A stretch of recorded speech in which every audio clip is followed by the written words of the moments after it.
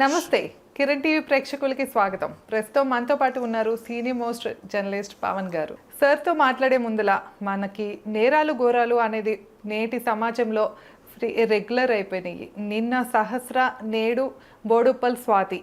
ఈ విషయం గురించి మీరేమనబోతున్నారు సార్? నమస్తే అండి కిరణ్ టీవీ ప్రేక్షకులకి. ఫస్ట్ ఆఫ్ ఆల్ నిజంగానే నేరాలు ఘోరాలు ఎక్కువైపోతున్నాయి ఈ మధ్యకాలంలో.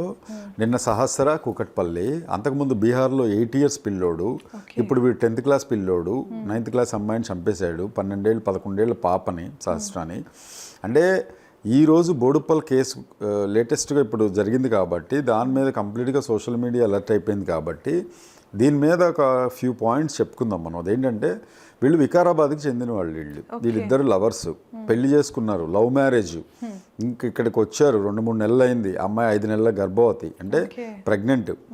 మరి వాడికి అసలు దేనికి అనుమానం వచ్చింది, అసలు పుట్టబోయేది నా పాప కాదు అనే అనుమానం వచ్చింది అని చెప్పి కొన్ని కథనాలు అయితే ఉన్నాయి. అదొకటి. అనుమానంతో ఉన్నప్పుడు ఇంకేదన్నా సొల్యూషన్ ఉంటుంది, కానీ అసలు చంపేయడం అనేది అసలు కంప్లీట్లీ అసలు రాంగ్ బిహేవియర్ ఇన్ హ్యూమన్.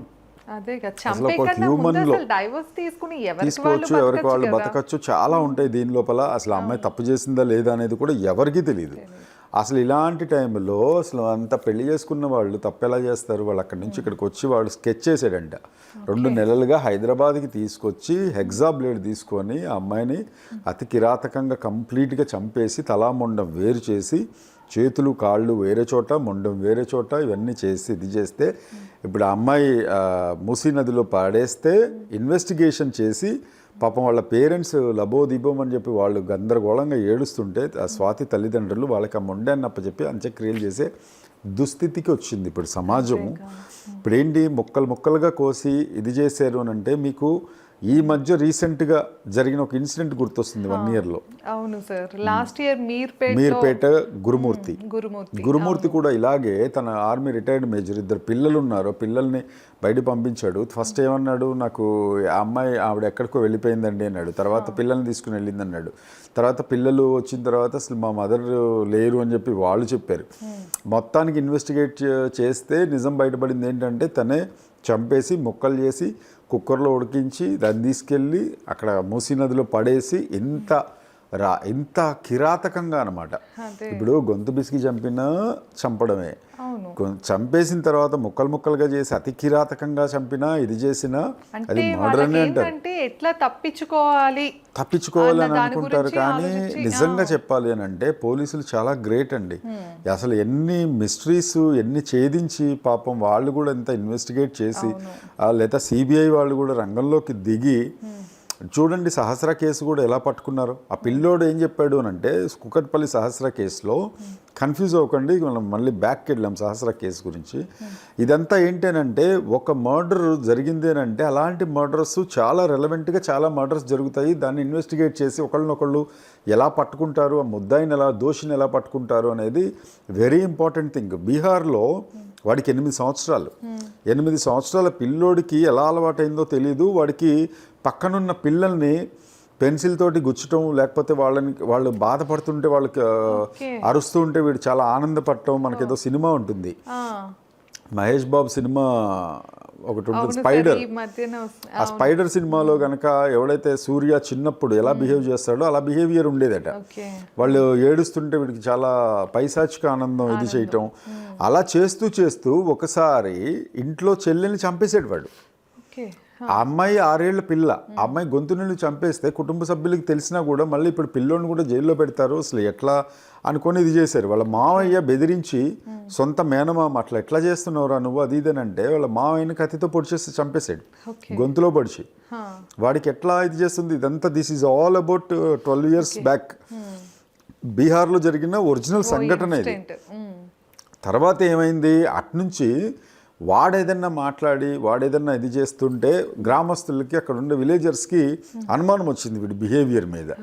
ఇంకొకటి ఏంటంటే ఒక 3 నెలల పసిపాపను కూడా తీసుకెళ్ళి ఒక గడ్డి వాముల దగ్గర ఇది చేసి ఆ అమ్మాయిని చంపేసి ఆ అమ్మాయిని కంప్లీట్గా ఒక పేస్ట్ లాగా మార్చేసాడు. అంటే ఇంత కిరాతకంగా అసలు చిన్నప్పటి నుంచే ఆ రాక్షసత్వం పైశాచిక ఆనందం అనే మోటో వాళ్ళ దగ్గరికి రావటం అనేది అసలు మరి తల్లిదండ్రుల పెంపకమా లేకపోతే ఇంకొకట, మరి అప్పట్లో ఓటీటీలు కానీ అవి కానీ కూడా లేవు, అసలు ఇన్బిల్ట్ వచ్చేస్తుంది కొంతమందికి. ఆ క్రిమినల్ సైకాలజీలో సైకాలజిస్టులు కూడా చెప్తారు, ఫస్ట్ వాళ్ళ మోటో ఏంటి గమనించండి, క్రిమినల్ సైకాలజీ వాళ్ళ సైకాలజీ ఎలా ఉందనేది మీరు బాగా గమనించి వాళ్ళకి ఇమ్మీడియట్గా వాళ్ళని సైకియాట్రిస్ట్ దగ్గరకు సైకియాట్రిస్ట్ దగ్గరికి తీసుకెళ్ళి వాళ్ళకి ట్రీట్మెంట్ ఇప్పించాలి, లేకపోతే మాత్రం డిసార్డర్స్ డెఫినెట్గా. ఏంది అని అంటే ఒకటి ఏదన్నా పట్టుకుంది అని అంటే అనుమానం ఎందుకు రావాలి అసలు? ఇప్పుడు తప్పు చేసినా రైట్ చేసినా వాళ్ళు తేల్చుకోవాలి కూర్చొని. మాటలతో పోయేదానికి మర్డర్ చేసేసి మీరన్నట్టు ఎవరి దారి వాళ్ళు చూసుకోవచ్చు. ఈ అమ్మాయి స్వాతి కేసులో కూడా అసలు ఇంతవరకు అమ్మాయి తప్పు చేసిందా పాపం అనవసరంగా బలైందా అనే కోణంలో కూడా ఇంకా దర్యాప్తు కొనసాగుతూనే ఉంది. మహేందర్ రెడ్డి ఫోన్ ముక్కలు చేసి ఫుల్గా తాగేసి మర్డర్ చేశాడు. మర్డర్ చేసి ముక్కలు చేసి సంచిలో కట్టుకొని తల ఒక చోట విసిరేసాడు అక్కడ మూసీలో. తర్వాత తీరుబాటుకి ఒక సిగరెట్ వెలిగించి అక్కడే తాగి, ఇదంతా సీసీటీవీ కెమెరాస్లో రికార్డ్ అయ్యింది. ఫస్ట్ ఆ నాలెడ్జ్ లేదంటారా? ఇంత కట్ చేసి వాటిని తీసుకెళ్లి మూసీ నదిలో వేసి ఇంత చేసిన వాడికి ఎక్కడ సీసీటీవీ రికార్డ్ అవుతుంది? పట్టుబడిపోదామని చెప్పే చెల్లెలకి బావకి ఫోన్ చేశాడండి. ఫోన్ చేసి ఫస్ట్ అయితే చెప్పాడట ఇట్లా తనకు అనిపించట్లేదు అని చెప్పాడట. తర్వాత బావకి ఫోన్ చేసి ఇలా నేనే చేశానని చెప్పాడట. చెప్తే వెళ్ళి పోలీసులకి లొంగిపోయి వాళ్ళ బావ అడ్వైజ్ ఇస్తే అడ్వైజ్ మీద తీసుకొచ్చి తను నేనే చేశానని అతను స్వచ్ఛందంగా లొంగిపోయాడు. మరి లొంగిపోయే ఇది ఉన్నప్పుడు ఎందుకు నార్మల్ గా చంపేసి వదిలేసినా ఓకే, అంత కట్ చేసి వాటిని తీసుకెళ్లి మూసీ నదిలో పట్టేసి కనీసం వాళ్ళ పేరెంట్స్ కి చివరి చూపు గాని ఇది కూడా లేనట్లే కదా సార్? రెండు రకాల మోటివ్స్ ఉంటాయండి మర్డర్ కిల్లర్స్కి. ఏంటంటే ఒకటి తప్పించుకుందాము అని అనుకుని మర్డర్ చేసి తప్పించుకుందాం అనుకునేది ఒకటి. రెండోది సరే ఎలాగూ నేను ఇది చంపేశాను, నా లైఫ్ కూడా ఇదైపోయింది, నేను పోలీసులకి లొంగిపోదాం అనే ఇంటెన్షన్ ఒకటి. ఈ రెండు ఉంటాయి. ఇది మనం ఇంతకుముందు నేను క్రైమ్ ప్రోగ్రామ్ చేశాను కాబట్టి వీటికి సంబంధించిన క్రిమినల్ సైకాలజీ అనేది ఇలా ఉంటుందని మాకు తెలిసింది. పోలీసులతో రెగ్యులర్గా ఇంటరాక్ట్ అవ్వడం, అవసరమైతే దోషులు ఎవరైతే ఉన్నారో వాళ్ళతో ఇంటర్వ్యూస్ తీసుకోవడం. ఎక్కువ మంది 90% మంది క్షణికావేశం.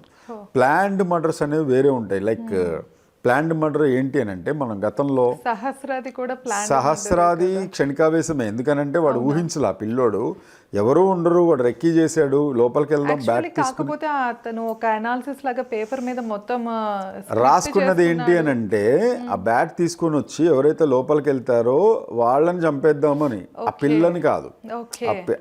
ఆ బ్లేడ్ కూడా ఎందుకు తీసుకున్నాడు అని అంటే ఎవరన్నా వస్తే బెదిరిద్దాం ఇది చేద్దామని. తీరా లోపలికి వెళ్తే అమ్మాయి ఉంది, షర్ట్ పట్టుకుని వెనక్కి లాగింది అమ్మాయి. నేను చెప్పేస్తాను మీకు అని అంటే వాడు అసలు విచక్షణ రహితంగా కంగారు లోపల గొంతులో పొడిచి విచక్షణ రహితంగా వాడు 8-9 కత్తిపోట్లు పొడిచేసి చంపేశాడు. ఇక్కడ ఇంకోటి 8 ఏళ్ల పిల్లోడు చేశాడు అని అంటే వాడిది కంప్లీట్గా సాడిస్టిక్ సైకాలజీ. వాడిది ఒక సైకో. వాడు వాళ్ళ పేరెంట్స్ కనిపెట్టి ఉంటే కనుక ఎప్పుడైతే ఇంట్లోనే అలా రూడ్గా బిహేవ్ చేస్తున్నాడు. వాళ్ళు అన్ఎడ్యుకేటెడ్ అండి ఆ పేరెంట్స్. వాళ్ళు ఏం చేస్తారు, ఇప్పుడు కొంతమంది ఎడ్యుకేటెడ్ ఉంటాడు, సహస్ర పేరెంట్స్ కాస్త కోస్త ఎడ్యుకేటెడ్, ఆవిడ కూడా ఎక్కడో పని చేస్తుంది, ల్యాబ్ టెక్నీషియన్ గాను ఏదో చేస్తుంది ఆవిడ. వాళ్ళంటే కొంత అవగాహన ఉంటుంది. ఇప్పుడు బీహార్లో ఉండే వాళ్ళకి ఏం అవగాహన ఉంటుంది? ఇతను కూడా పెళ్లి చేసుకున్నాడు కానీ అతను పెద్దగా ఎడ్యుకేటెడ్, మహేందర్ అతని పేరు, ఎడ్యుకేటెడ్ కాదని తెలుస్తుంది. ఇప్పుడు ఏంటంటే ఓవరాల్గా మనం పాయింట్ టు బి డిస్కస్డ్ ఏంటంటే ఇది లవ్ అయితే కాదు డెఫినెట్గా. వాళ్ళకి క్షణికావేశంలో వాళ్ళు ఏదో మేము లవ్ చేస్తున్నాం అనే ఫీలింగ్లో ఉండి వాళ్ళు పెళ్లి చేసుకుని మళ్ళా వచ్చి 19 months అయిందట. ఆ 19 monthsలోనే ఇన్ని గొడవలు.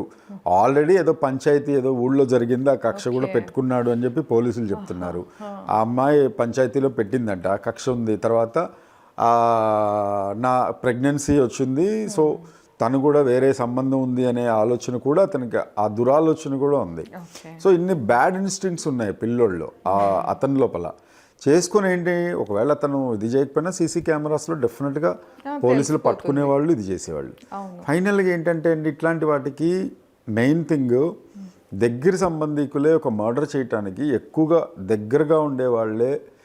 కిడ్నాప్ కేసుల్లో కానీ లేకపోతే మర్డర్ కేసుల్లో కానీ తల్లి లేదా తండ్రి లేదా ఉండేవాళ్ళు రిలేషన్లు, లేకపోతే ఇంటి పక్క వాళ్ళు చాలా క్లోజ్గా ఉండేవాళ్ళు, దగ్గర వాళ్ళే ఎక్కువగా క్రైమ్కి, అందుకే పోలీసులు సస్పెక్ట్స్ని కూడా చాలా దగ్గరగా ఉండే వాళ్ళని అనుమానిస్తారు. అన్నీ తెలిసిన వాళ్ళే మోస్ట్లీ తెలిసిన వాళ్ళే అయ్యి ఉంటారు అనమాట ఒక 90%.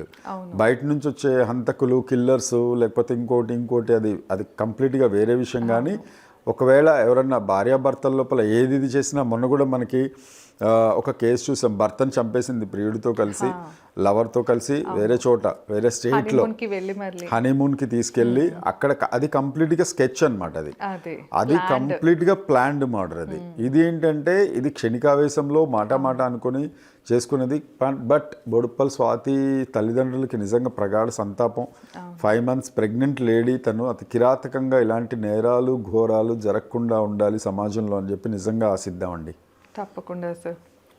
నమస్తే.